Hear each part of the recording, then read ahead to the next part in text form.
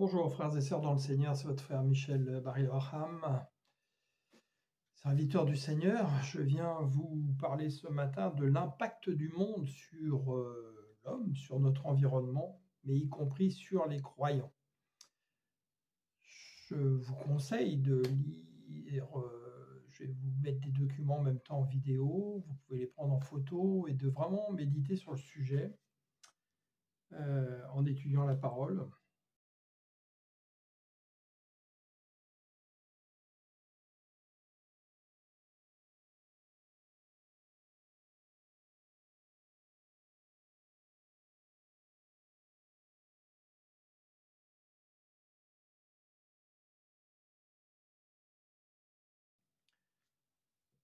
En communion avec le Seigneur cette nuit qui m'a demandé de faire cette petite exhortation, enseignement.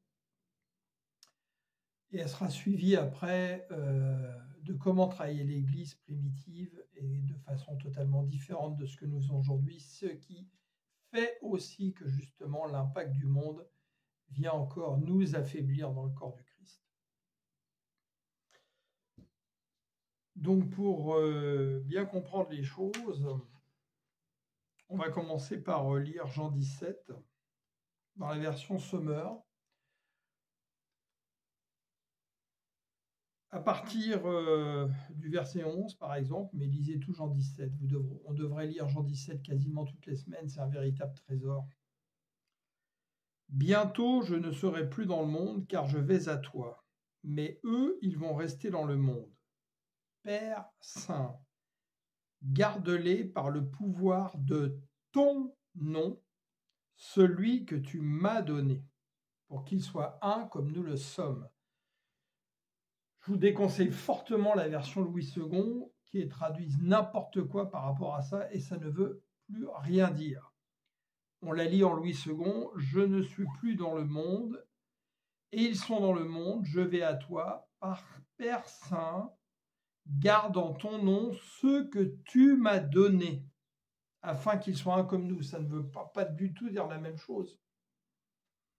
Là, il dit, Père Saint, garde-les par le pouvoir de ton nom, celui que tu m'as donné. Donc le nom que tu m'as donné. Quel est le nom qu'il lui a donné? Le nom du Seigneur. Celui qui est le Seigneur, marqué dans Jean 13, Yahweh Adonai. Ça n'a rien à voir. Il y a beaucoup d'erreurs de traduction préjudiciables dans Louis II, la Bible la plus lue dans le monde protestant et évangélique. C'est à croire qu'on se demande si l'ennemi n'est pas venu traduire ça exprès. Bref, faites attention à Louis II. Autant il y a des choses très bien, il y a aussi beaucoup de choses qui nous égarent totalement dans la façon dont elles sont traduites.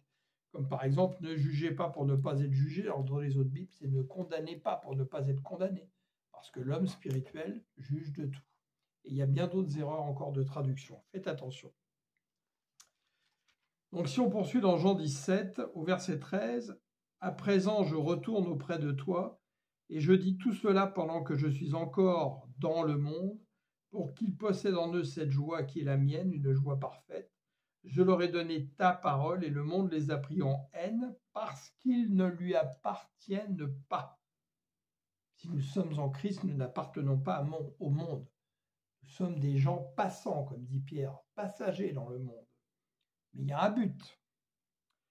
Comme moi-même, je ne lui appartiens pas. Je ne te demande pas de les retirer du monde, mais de les préserver du diable, donc de la pensée du monde. Ils n'appartiennent pas au monde comme moi, je ne lui appartiens pas. Consacre-les par la vérité. Or, Christ est la vérité. Ta parole est la vérité. Comme tu m'as envoyé dans le monde, moi aussi je les y envoie. Et je me consacre moi-même à toi pour eux, pour qu'ils soient à leur tour consacrés à toi par la vérité.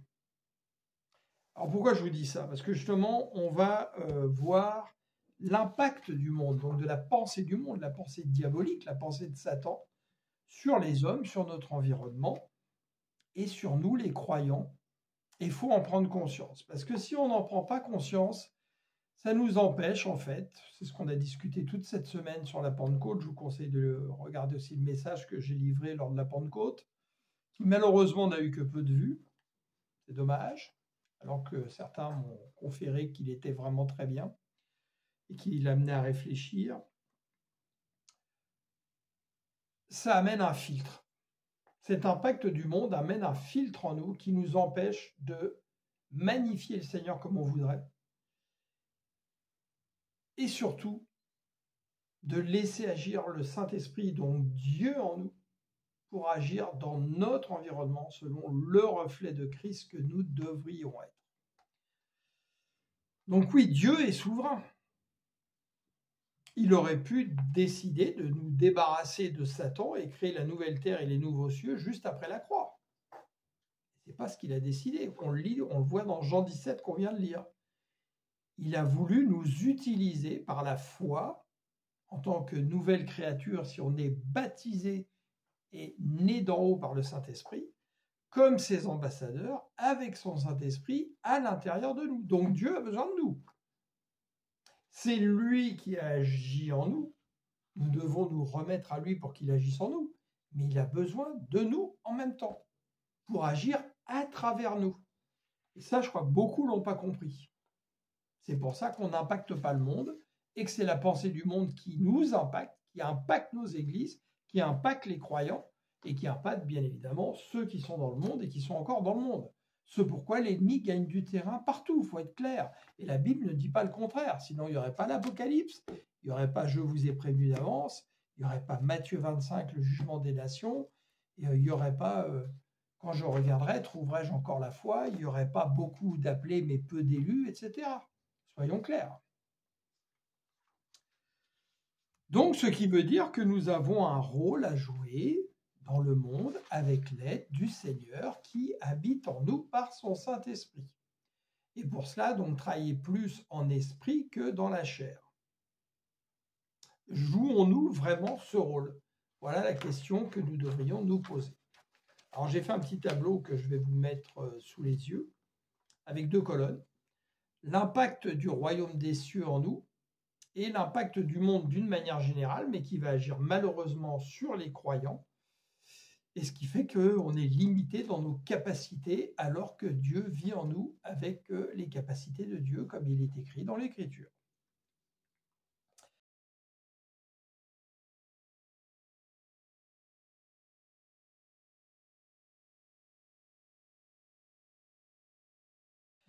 Donc la première colonne, impact du royaume des cieux. On peut avoir un impact du royaume des cieux que quand on rentre en communion avec Dieu et son Saint-Esprit par le baptême de repentance et la nouvelle naissance et le baptême du Saint-Esprit que l'on reçoit. À partir de ce moment-là, on va normalement avoir envie de mettre Dieu en premier en toute chose, le laisser agir pour nous aider, faire appel à lui, établir une communion avec lui d'esprit en esprit, mais nous avons un travail à faire. Nous rendre libres en Christ, par Christ et pour Christ, parce qu'il a payé le prix pour libérer les chaînes qui sont sur nous. Alors, arrêtons de demander des chaînes là où Christ nous a enlevé nos chaînes. Malheureusement, vous le savez, nous sommes beaucoup à le faire, et je l'ai fait de nombreuses fois, et ça m'arrive de le faire encore, c'est normal. On est dans le monde, c'est pas facile. Le servir et servir son prochain. L'aimer, le Seigneur, et aimer son prochain comme soi-même. Bah oui, parce que si dans le prochain, le Seigneur est là, même dans quelqu'un qui n'a pas été baptisé, il y a une partie du Seigneur qui est là, qui attend que la personne fasse appel à lui, croit en lui pour qu'elle se manifeste. Mais le Seigneur est en toute chose, en tout homme. Mais sauf que parfois, on laisse plutôt le mal agir que Dieu. C'est pour ça qu'il y a certains qui sont enfants du diable, parce qu'ils ne laissent pas Dieu agir en eux. Donc on devrait témoigner de sa parole. Mais pour ça, faut-il la connaître? Combien aujourd'hui ne lisent pas encore la Bible ou la lisent très très peu? On devrait guérir les malades, c'est ce qu'il nous a demandé. Et pourquoi? Parce que quand on va guérir des malades, ou c'est-à-dire qu'en fait c'est le Seigneur qui passe par nous pour guérir les malades, les gens vont être touchés par la puissance de Dieu et ça va faciliter le fait de pouvoir leur témoigner. C'est ce que Jésus faisait. chasser des démons pour que des gens justement ne soient plus sous l'emprise de démons ou d'esprits impurs et qu'ils puissent être touchés par la parole de Dieu et les libérer comme des captifs, comme Jésus a fait pour nous, et ressusciter les morts, peut-être à certaines occasions, que le Seigneur nous montrera. Et à travers ça, il y a toujours, pareil, une double signification, hein, comme souvent dans la Bible. Guérir un malade, c'est aussi guérir un malade spirituellement, qui est dans la mort spirituelle actuellement. Chasser des démons, c'est aussi permettre justement, où des gens sont démonisés, d'enlever les démons qui sont en eux, pour que justement ils puissent recevoir la parole de Dieu dans de la bonne terre. Ressusciter des morts, c'est aussi ressusciter des morts par le témoignage de notre parole, de nos actions, etc., de nos bonnes œuvres, de la mort spirituelle pour les amener à la vie en Christ qui est le chemin, la vérité et la vie. Il y a toujours souvent des doubles significations, hein, dans la parole de Dieu. Faire des disciples qui vont faire eux-mêmes des disciples, c'est le principe de la multiplication, comme les pains et les poissons. Et c'est comme ça que l'Église primitive travaillait, nous y viendrons dans un deuxième enseignement que je vais faire après. Où l'Église primitive ne travaillait pas du tout comme nous travaillons aujourd'hui, et avec moins de moyens, elle a eu beaucoup plus d'efficacité. Mais parce qu'aujourd'hui, on n'obéit plus justement à ce que le Seigneur nous a demandé.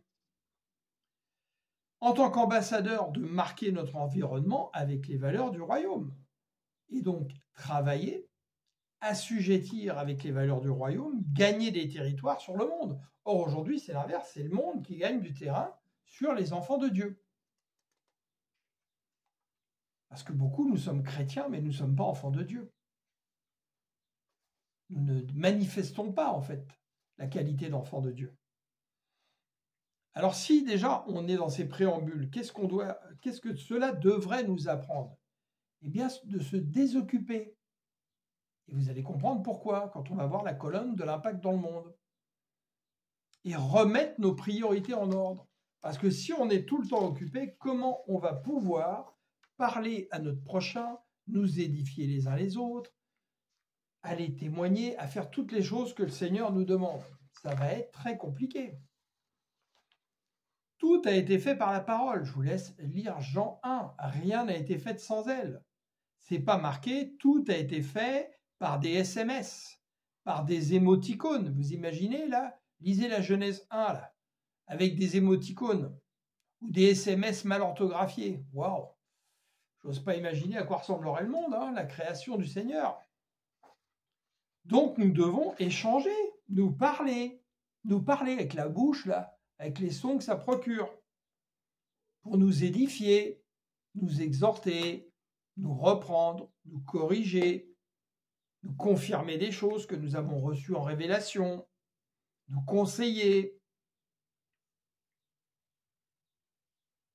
Et le critère, la parole de Dieu et les commandements de Dieu. Voyons maintenant la deuxième colonne. L'impact du monde, et y compris sur les croyants.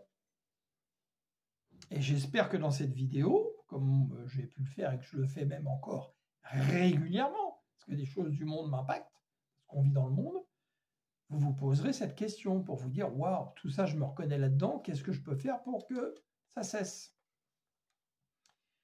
Ben, le monde va distraire sans cesse. Le but est de te distraire sans cesse pour que justement tu ne puisses pas lire la Bible, que tu ne puisses pas réfléchir à la parole de Dieu qui pourrait faire une nourriture qui va te transformer, que tu ne puisses pas aller faire tout ce que le Seigneur a demandé, dont on a parlé dans l'autre colonne.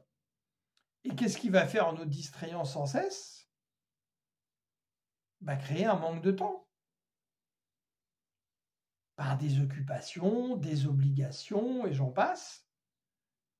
Il va y avoir une surinformation négative ou inutile sans arrêt qui va venir, par les réseaux sociaux, par les informations, par des films, par de la musique, par des gens qui vont te côtoyer autour de toi qui sont des relations qui te polluent, etc., etc. La liste est longue. Il va faire quoi? Ben, il va créer des obligations. et non des choix. Alors que le Seigneur te donne le choix de croire ou de ne pas croire. Mais lui, le monde va te donner l'obligation d'obéir à ce qu'il veut faire et te soumettre. Il va créer des besoins dont on nous fait croire qu'ils sont utiles, alors qu'on n'avait pas forcément ces besoins. Mais c'est par les publicités, le marketing, le conformisme qui va créer ces besoins. Pour que ça nous rassure de ressembler à notre voisin, aux autres, à celui qui est dans le film, qui est une image pour nous, qui valorise notre image, etc. Alors que ce n'est pas une image à la valeur de Dieu, et ce n'est pas ce que Dieu demande, etc., etc. Il va créer en nous des envies charnelles, des convoitises, de posséder, la soif d'avoir des choses sans arrêt, une maison remplie d'objets, 10 000 chemises dans notre garde-robe, 3 voitures, je ne sais pas quoi, 4 ordinateurs, le dernier portable qui coûte 1 500 € alors que vous auriez pu trouver un portable à 150 € neuf d'occasion qui ferait les mêmes fonctions et qui servirait déjà pour commencer à téléphoner. C'est quand même la première chose qu'un téléphone doit faire à l'origine. On l'oublie parfois parce qu'on ne s'en sert plus beaucoup du téléphone pour appeler les gens. Hein. Qu'est-ce qu'il va faire? Il va inverser les valeurs du royaume sans arrêt. Comme Satan l'a fait au jardin, comme Satan a essayé de le faire en haut du temple avec Jésus, c'est la méthode préférée de Lucifer, l'inversement des valeurs, l'inversement de la parole, la séduction, mentir, tromper, désinformer, séduire, nous occuper tout le temps, nous empêcher de nous parler, nous empêcher de nous voir, de nous réunir, détruire la cellule familiale, développer la société des loisirs à l'extrême, influencer, formater l'humain avec des valeurs du monde, nous rendre égoïstes, vaniteux, orgueilleux, nous soumettre, nous enchaîner. Vous voyez, nous enchaîner là où Christ nous a libérés. Lui, il vient nous remettre des chaînes. Et on est amoureux de notre servitude parce qu'on aime plus le monde que le royaume et les valeurs du royaume. C'est terrible, hein? Et ça n'a pas commencé aujourd'hui, hein? Vous savez que, par exemple, en France, il y avait beaucoup de bistrots à l'époque. Et dans les bistrots, les gens se retrouvaient pour se parler, pour échanger, etc. C'était des moyens, en fait, de communion. Et beaucoup sortaient de l'église, ils allaient au bistrot, pas forcément pour saouler, pour boire un petit verre, discuter avec les gens, jouer au domino, tout ça. Et ils y restaient parfois une demi-journée. Ils parlaient, les gens se parlaient. Et qu'est-ce qu'on a fait à travers les réseaux sociaux? On a tout fait pour que vous ne vous parliez plus, que vous restiez tout seul dans votre maison, derrière votre ordinateur ou votre téléphone. Alors vous avez 200 amis sur Facebook, mais des gens que vous ne connaissez pas. Est-ce que vous décrochez votre téléphone et que vous parlez avec ces 200 amis? Non, vous ne les connaissez même pas. Vous ne savez même pas où ils habitent, vous ne savez pas ce qu'ils font dans la vie. Vous vous basez juste sur des apparences. Et le diable, c'est ce qu'il préfère qu'on ne puisse pas se parler. Alors que Malachie 3, 16 à 21, je vous laisse regarder. Les frères et sœurs se sont parlé et Dieu a entendu. Il a ouvert un livre du témoignage pour voir ceux qui le servent vraiment et ceux qui ne le servent pas.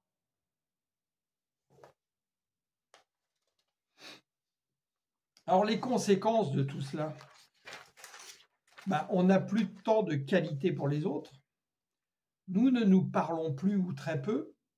Nous ne nous voyons pas en dehors de nos activités, qu'elles soient économiques ou des institutions religieuses, et beaucoup d'institutions religieuses vont tout faire, c'est de la manipulation spirituelle, pour que vous ne vous parliez pas, pour ne pas pouvoir remettre en question des choses qu'ils vous diraient qui ne sont pas selon les valeurs du royaume ou qui ne vous permettent pas de grandir, donc pour avoir un contrôle sur vous.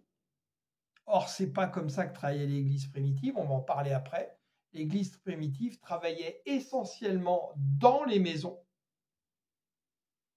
avec des petites assemblées de maisons. Et de temps en temps, il parlait en place publique. Mais on le voit dans le livre que je vous ai conseillé, qui est en PDF et que je peux vous fournir en PDF, je vous l'ai dit. L'évangélisation de l'Église primitive avec des témoignages des disciples 1er et 2e siècle, où il préférait justement évangéliser dans des petits groupes et dans des maisons, donc ce qu'ils appelaient des assemblées, et non pas des églises, un mot qui nous a trompés parce qu'aujourd'hui église est devenu le mot du bâtiment et on n'y comprend plus rien entre église, bâtiment, l'église avec un greu, l'église des hommes. C'est un mot qui vient mettre une perturbation dans notre cerveau.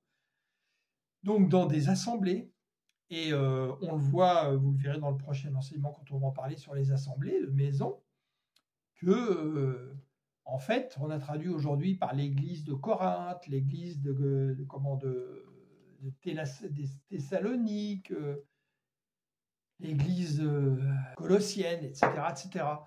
Mais en fait, c'était assemblée. Et rien ne nous est dit dans la parole qu'ils étaient 300 ou 400.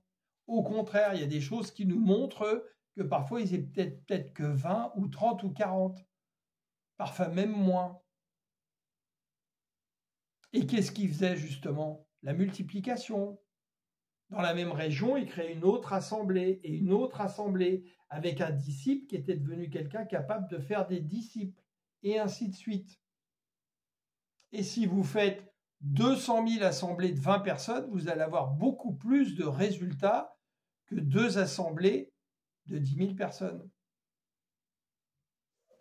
C'est comme ça que travaillait l'Église primitive. Mais aujourd'hui, ça ne nous plaît pas. Parce que nous, ce qu'on cherche, c'est de rentrer dans des clubs, dans des choses qui nous occupent le dimanche, dans quelque chose qui nous rassure, pour faire partie d'une identité de quelque chose humaine, comme on irait dans un club de foot, un club d'échecs, un club de pétanque, un club de fléchettes. Sauf qu'on appelle ça assemblée de je sais pas quoi. Mais ça ne nous édifie pas, ça ne nous fortifie pas, on ne se parle pas les uns les autres, on ne laisse jamais la parole à des frères ou des sœurs qui pourtant ont reçu des choses qui pourraient édifier toute l'assemblée. Il n'y a qu'un gourou qui parle avec le micro tout le temps. Un manipulateur, bien souvent malheureusement, pas toujours, heureusement, mais bien souvent. Alors quand nous créons une assemblée, que j'appelle l'Église des hommes malheureusement, nous travaillons souvent aujourd'hui au développement de cette assemblée sans avoir pour véritable objectif de faire grandir le corps du Christ à travers cette assemblée et aider chaque croyant à son devenir en Christ pour qu'il soit efficace pour assujettir la pensée du monde et mettre en œuvre les valeurs du royaume selon les commandements du Seigneur, aller témoigner, faire des disciples, guérir des malades, chasser des démons, créer des emplois dans des petites structures, etc., pour donner du travail à des gens qui n'en ont pas, créer une économie circulaire là où les économies du monde viennent broyer et écraser les peuples, etc. On ne fait pas tout ça. Au contraire, on va travailler dans les grandes structures du monde, ça nous rassure. Et pourquoi? Parce qu'on a un salaire, on n'a pas à se poser de questions, alors qu'on pourrait sans doute créer des choses, des entreprises qui aideraient justement les gens à ne pas vivre écrasés par ces grosses structures multinationales, internationales, administratives du monde. Nous nous comportons en fait comme des enseignes franchisées, mais qui ne partagent pas la valeur intrinsèque de cette franchise, c'est-à-dire le royaume. Si vous prenez une franchise McDonald's ou je ne sais quoi, vous êtes obligé de respecter les règles et la valeur que McDonald's a décidé pour son magasin. Eux, c'est ce qu'ils font et ils ont un impact sur le monde et ils gagnent du terrain. Mais nous, on crée une assemblée et on ne vient pas défendre les valeurs du royaume. Non. Ce qui nous intéresse le plus, c'est que l'église de Michel ou de Gilbert ou de Maurice ou de Sylvette se renforce et puis qu'elle ait du pouvoir dans sa ville. Mais ce n'est pas ce que le Seigneur a demandé. C'est d'aller impacter autour de nous, et en particulier chez les malades. Et les malades, ça correspond à quoi? À la moisson. Priez donc le maître de la moisson d'envoyer plus d'ouvriers dans la moisson. Et ce n'est pas ce qu'on fait. L'assemblée, c'est l'image de la grange. En dehors de l'assemblée, c'est la moisson. Et nous, on parle dans la grange. Et on ne se dit pas ce qu'on parle dans la grange. La moisson qui est dehors va venir avec ses petites jambes. Le petit blé, là, il va se couper tout seul. Il va venir dans l'assemblée. Il va se mettre tranquillement dans la grange. Ben non, ça ne peut pas marcher. Hein. Et Jésus est venu pour les malades. Et il nous envoie pour les malades. Donc, aller travailler dans la moisson. Et là, quand on a moissonné des gens, qu'on les ramène dans des assemblées, mais plutôt des petites assemblées de maison qui vont se multiplier. Dans votre ville, le but, c'est d'aller au dehors des villes aussi. Les gens dans les campagnes, ils ont besoin d'entendre la parole de Dieu et souvent, ils n'ont rien. Ils n'ont même pas d'endroit pour prier, même pas des voisins pour échanger là-dessus. et ils auraient besoin. Bah, commençons à sortir et allons dans ces villages-là, justement. Et puis, quand vous allez trouver un homme de paix, dont vous allez pouvoir faire un vrai disciple, avec des vraies valeurs, on reproduit le schéma de Christ. On va évangéliser vraiment très sérieusement selon la parole pendant 2 ou 3 ans, comme Jésus avait avec ses disciples. Et là, les envoyer comme disciples qui vont reproduire le même schéma et multiplier ces assemblées pour commencer justement à assujettir le monde avec la valeur du monde, avec nous, les valeurs du royaume. Et c'est pas ce qui se passe. Si on est honnête, c'est pas ce qui se passe. Il faut le reconnaître. C'est pas ce qui se passe. Regardez-la sur la chaîne. C'est ce que le Seigneur me montrait cette nuit. Vous avez mon numéro de téléphone. Je suis joignable. Alors que beaucoup de ministères ne sont pas joignables. Il y a des protocoles qui vont même carrément vous écarter ou vous répondront des réponses bateau ou vous répondront jamais. Vous avez mon email. Quand on a la chance d'avoir 400 vues sur une vidéo avec plus de 900 membres, j'ai malheureusement souvent que 3 ou 4 questions dans le chat YouTube et je les remercie, que Dieu vous bénisse, où ces gens viennent poser des questions, on essaye d'y répondre. Mais vous pourriez m'appeler, vous pourriez m'envoyer un mail avec vos coordonnées, j'aurais plaisir à vous rappeler. Avec WhatsApp, je peux appeler dans le monde entier gratuitement. Et puis il y a d'autres moyens encore. Et là, on pourrait échanger. Tiens, frère, t'as dit ça, j'ai reçu la même chose du Seigneur, ou tiens, ça, je comprends pas, etc., etc.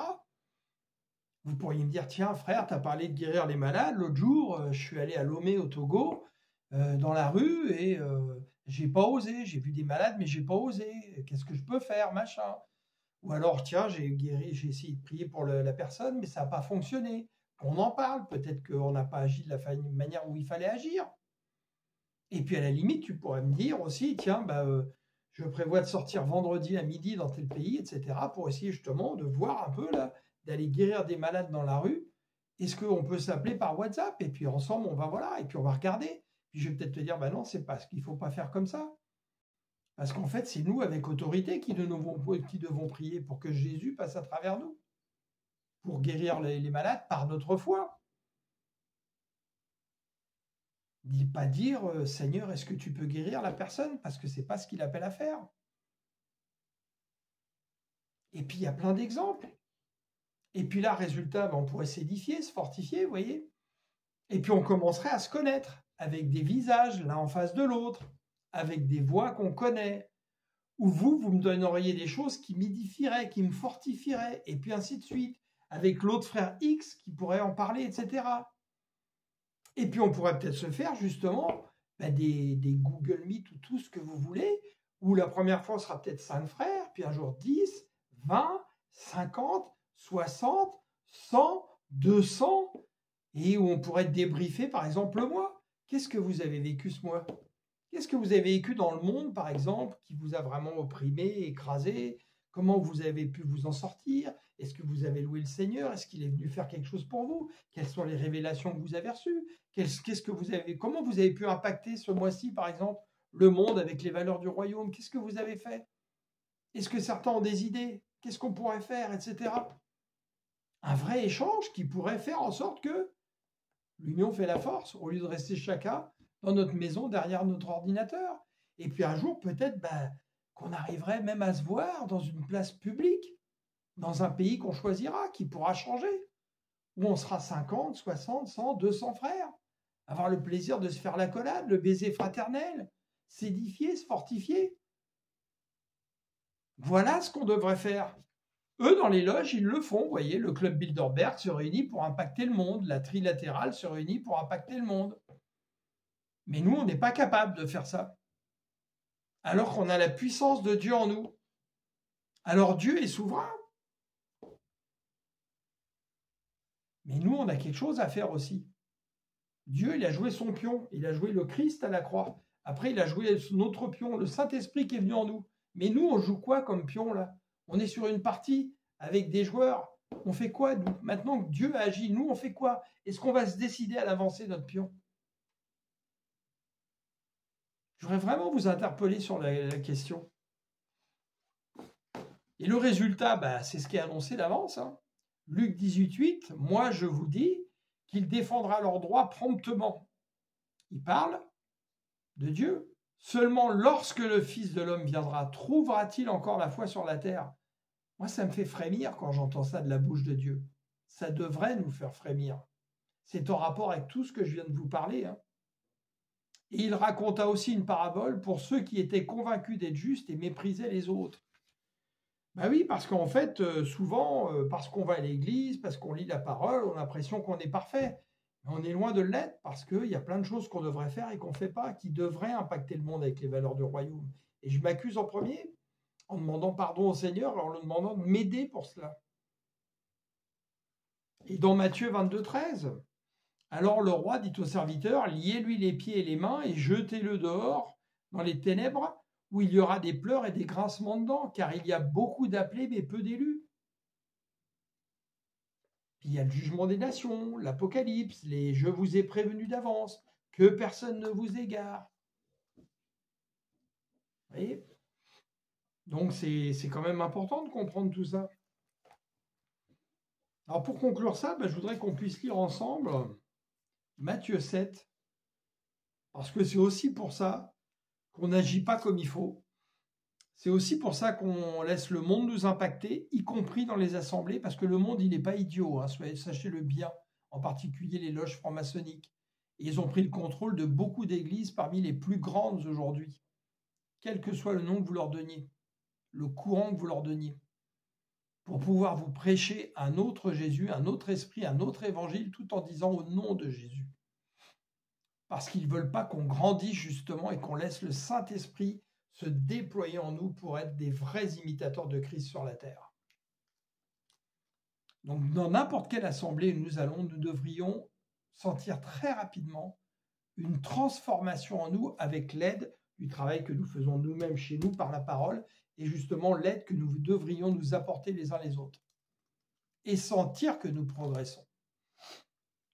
Alors, Matthieu 7, verset 15. Gardez-vous des faux prophètes. Donc, il nous dit bien qu'il y aura des faux prophètes. Mais nous, on pense qu'un faux prophète, c'est un gars qui va avec des cordes du diable et puis qui va nous prêcher Satan, machin. Mais non. Un faux prophète, il va vous prendre les paroles de Dieu, mais en les inversant, inversement des valeurs, en transformant, en tordant la parole, en la sortant du contexte et en vous faisant surtout une chose, c'est adorer les choses du monde. Et vous emmener vraiment dans les convoitises du monde. Et vous prêcher la réussite et l'argent en permanence. Alors que l'argent peut être utile, mais pour établir les valeurs du royaume, et non pas les valeurs du monde. Lorsqu'ils vous abordent, ils se donnent l'apparence d'agneaux, mais en réalité, ce sont des loups féroces. Vous les reconnaîtrez à leurs fruits. Malheureusement, il semble que ce ne soit pas le cas. Et je vous le dis, le Seigneur m'a envoyé volontairement dans des églises comme ça, parce qu'il voulait tester mon cœur et voir si j'étais vraiment attaché au Seigneur, ou si j'allais tomber dans les filets de ces gens et adorer ce qu'ils me demandaient d'adorer. Après, il est même venu me les montrer en songe pour me montrer que ces gens étaient des faux. Et je ne suis pas le seul. Hein. J'ai un ami en Afrique qui a reçu 2 fois des choses avec des pasteurs très connus sur la toile et d'autres, etc., que je connais. Le Seigneur leur a montré que des gens très connus sur la toile sont des faux. Et les gens les adulent. Ils font des centaines de milliers de voix. Il leur donne des milliers d'argent, des milliers d'euros, des milliers de dollars, des milliers de francs africains. Bon, qu'est-ce que je vous dise? Saint-Esprit, aide-nous, ouvre nos cœurs, donne-nous le discernement. Oui, Saint-Esprit, car tu as tout pouvoir, Dieu. Nous faisons appel à toi ce matin. Est-ce que l'on cueille des raisins sur des buissons d'épines ou des figues sur des ronces? Ainsi, un bon arbre porte de bons fruits, un mauvais arbre produit de mauvais fruits. Un bon arbre ne peut pas porter de mauvais fruits, ni un mauvais arbre de bons fruits. Tout arbre qui ne donne pas de bons fruits est arraché et jeté au feu. Ça sera le cas. Ainsi donc, c'est à leurs fruits que vous les reconnaîtrez. Pour entrer dans le royaume des cieux, il ne suffit pas de me dire « Seigneur, Seigneur ». Il faut accomplir la volonté de mon Père céleste. Quelle est la volonté de Dieu? Pierre nous en parle dans les Épîtres. c'est que tout le monde soit sauvé, ce pourquoi il use de patience pour le jugement, en nous donnant une chance de revenir totalement à lui, mais aussi d'obéir à sa parole. Et si on a l'amour de Dieu, ça nous commande de nous reprendre les uns les autres, de nous corriger, de nous exhorter pour pas qu'on parte dans des mauvaises directions. C'est ce que j'essaye de faire avec les capacités que le Seigneur m'a données. Merci Seigneur. Au jour du jugement, nombreux sont ceux qui m'en diront « Seigneur, Seigneur, nous avons prophétisé en ton nom. Nous avons chassé les démons en ton nom. Nous avons fait beaucoup de miracles en ton nom. Et je leur déclarerai alors, je ne vous ai jamais connu. Allez-vous-en, vous qui pratiquez le mal. » Waouh! Ouais, c'est pareil, ça me fait frémir quand j'entends ça. Ça me fait vraiment m'entraîner dans la crainte de Dieu. Ce que l'Église primitive faisait. Elle enseignait vraiment la crainte de Dieu et l'eschatologie pour faire peur aux gens, justement, pour les emmener à la crainte de Dieu et leur montrer qu'il y aura un jugement.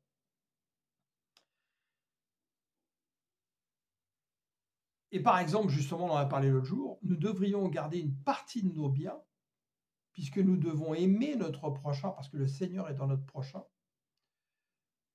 pour justement faire du bien dans notre environnement. Et créer des entreprises, des économies circulaires pour faire du bien à des gens qui n'ont pas de travail, à des gens, etc., qui ont envie de vivre de leur travail, c'est aussi faire du bien.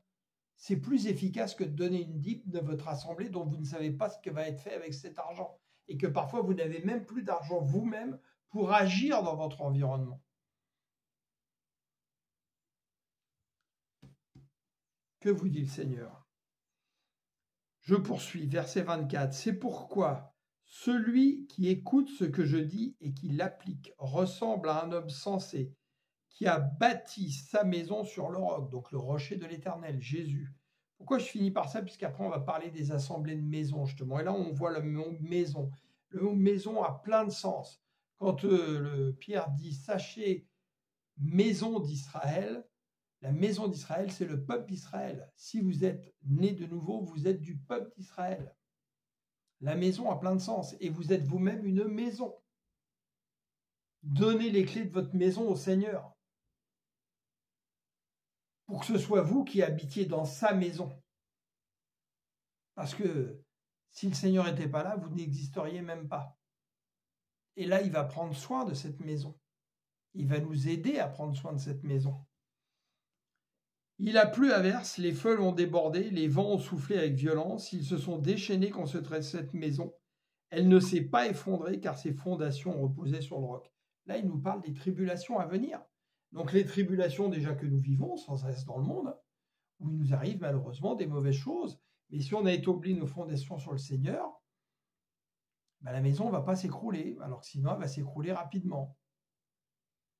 Mais il va y avoir les grandes tribulations qui vont arriver. Et qu'est-ce qui est marqué? Que si Dieu n'avait pas pitié de nous et qu'il n'abrège pas ces souffrances-là, personne n'en sortirait. Je ne sais pas si vous imaginez, moi ça me fait craindre quand même ces choses-là quand j'y pense. Mais celui qui écoute mes paroles sans faire, écoutez bien, sans faire c'est quoi? C'est faire quelque chose, on est d'accord, c'est agir, hein, sans faire ce que je dis, ressemble à un homme assez fou pour construire sa maison sur le sable. Donc des mauvaises fondations, une maison qui va s'écrouler. Il a plu à verse, les fleuves ont débordé, les vents ont soufflé avec violence, ils se sont déchaînés contre cette maison, elle s'est effondrée et sa ruine a été complète. Là, il parle pareil des grandes tribulations qui vont arriver, mais aussi de toutes les tribulations de tous les jours et l'impact du monde sur nous. Parce que nous ne mettons pas en pratique ce que le Seigneur a dit. Donc, c'est le monde qui nous impacte au lieu que ce soit les valeurs du royaume et l'Esprit du Seigneur qui vit en nous, qui nous impacte. Voilà, alors j'espère que vous pourrez méditer sur tout cela et que certains se décideront à décrocher leur téléphone, à envoyer des mails, me donner leurs coordonnées, qu'on puisse se parler. Je pourrais aussi vous mettre en contact avec des frères et sœurs qui sont solides dans la foi et que je connais dans d'autres pays, afin que justement, pareil, vous puissiez établir des contacts Non pas pour vous mettre des chaînes, pour vous embrigader dans notre ministère. Non, non, non, non, non, non. Pour vous aider à vous déployer en Christ. C'est ça l'objectif. Rien d'autre. Alors pour votre information, je connais des frères solides dans la foi en France, solides dans la foi au Canada. Je connais des frères solides dans la foi au Togo. J'en connais en Côte d'Ivoire. J'en connais au Congo. Je réfléchis, j'en connais au Gabon. Bon, voilà, c'est déjà un début. Donc, et vous, vous en connaissez peut-être dans d'autres pays qui pourraient justement aider certains de mes frères. On doit se parler. Prenez votre téléphone, décrochez votre téléphone. Moi, le premier, je vais vous dire, parfois, j'ai envie de me mettre des gifles. J'envoie un message, soit je l'écris, soit en dictée vocale, alors que je pourrais appeler mon frère. Et quand je le fais, on s'en aperçoit. Quand on le fait avec des frères, waouh, on a des échanges merveilleux, c'est fabuleux. On sent que le Saint-Esprit est là. Là où 2 ou 3 s'assemblent, je suis au milieu d'eux. Mais il n'a pas marqué qu'ils s'assemblaient autour des SMS ou quoi que ce soit. Quand on s'est parlé parfois pendant une demi-heure, 3/4 d'heure, 1 heure, 2 heures avec des frères dans différents pays, on a vu que le Saint-Esprit nous a donné des révélations les mêmes en même temps parce que le Seigneur est au milieu de nous. Vous vous rendez compte à côté de quoi on passe? C'est fou, quoi. C'est fou. Que le Seigneur nous vienne en aide, oui, Père, au nom de Yeshua Mashiach, celui qui est le Seigneur Yahweh Adonai, le Saint d'Israël, notre Sauveur. Viens agir par ton Saint-Esprit qui est en nous. Viens ouvrir vraiment les oreilles de mes frères et sœurs et que nous puissions nous parler, Seigneur. Prendre du temps. Vous savez, il y a longtemps, je vous l'ai déjà dit, le Seigneur m'a dit une fois, le temps qu'on donne aux autres, c'est du temps qu'on s'accorde à soi-même. Bah oui, parce que quand vous donnez du temps aux autres, vous donnez du temps aux autres pour faire du bien à votre prochain. Et vous vous faites du bien à vous-même parce que justement, vous permettez que le Saint-Esprit se développe, que votre amour de Dieu se développe, etc. Vous vous rendez service aussi à vous-même. Soyez bénis dans l'alliance en Christ et restons dans cette alliance. Battons-nous pour cela. Persévérons jusqu'au bout pour ne pas perdre notre récompense. Merci Seigneur. Loué sois-tu, Père. Loué sois-tu, Yeshua Mashiach. Merci beaucoup, Saint-Esprit. Amen.